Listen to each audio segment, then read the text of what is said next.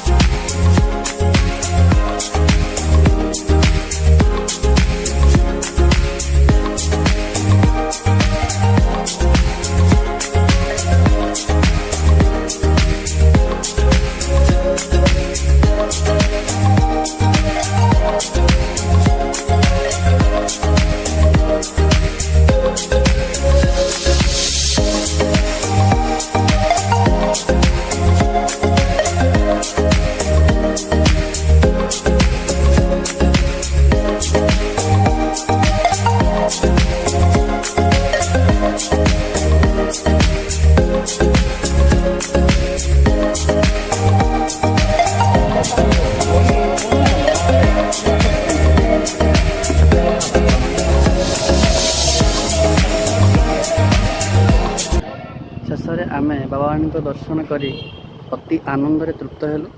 ଏବଂ ପରବର୍ତ୍ତୀ ସମୟରେ ଆମେ ତାରିଣୀ ମନ୍ଦିର ନିକଟରେ ଆମକୁ ଦର୍ଶନ କରି ଘରକୁ ଫେରୁଛୁ। ଏବଂ ନିଜ ଆତ୍ମକୁ ଶୁଦ୍ଧି କରିବା ପାଇଁ ବାବାମାନଙ୍କ ପୀଠରେ ଏକ ଭାଗବତ ବହି, ଏକ ଦଶମ ସ୍କନ୍ଧର ବହି, ଗୋପଲୀଳା ବହି ଆଣିଛୁ।